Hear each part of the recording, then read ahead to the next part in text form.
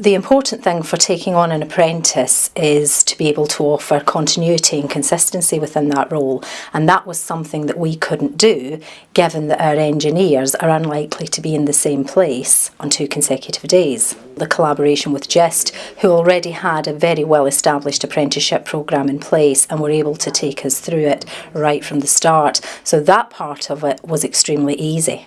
So Apprentices for GIST are our future for the company. We recognise it not only at the sort of school leaver age at 16, but also recently A-level students we're taking in that don't go to university, that join GIST as an apprenticeship for the company. Not necessarily engineering, but for any part from transport to logistics to warehouse operators. The process from beginning to end is very important to GIST.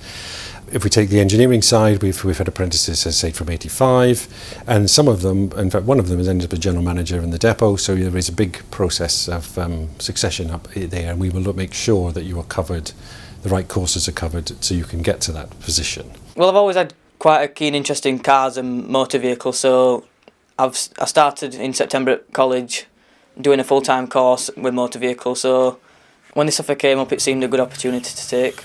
That's what I liked about apprenticeships, that you could earn and learn while you're on the job, as well as getting your qualifications through college.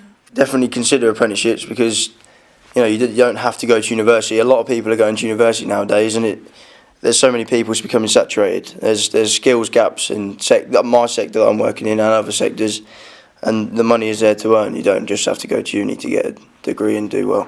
Going into apprenticeship is a lot more. You learn more from people who actually experienced it, from a lifetime career of doing that job, and you get the skills quicker, you learn different techniques instead of just learning the solid technique at school of you get told this, you write it down.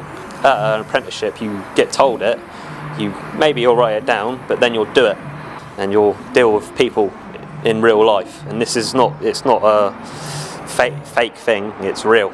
You're working with the FTA in apprenticeships has been welcomed by me for sure, and thank you for that. We've worked with apprentices since 85, so we know the colleges, we know the systems, we know the courses, we know the people in the colleges.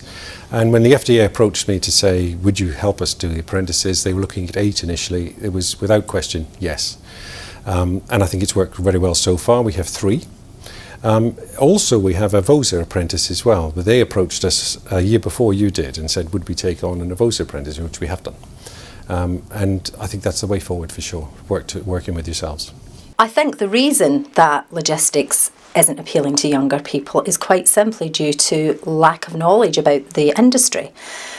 You speak to young people now and you mention logistics and they immediately think lorry driver. Well, our job is to educate them and to make sure that they understand there are options out there. So come and talk to us and see what those options are.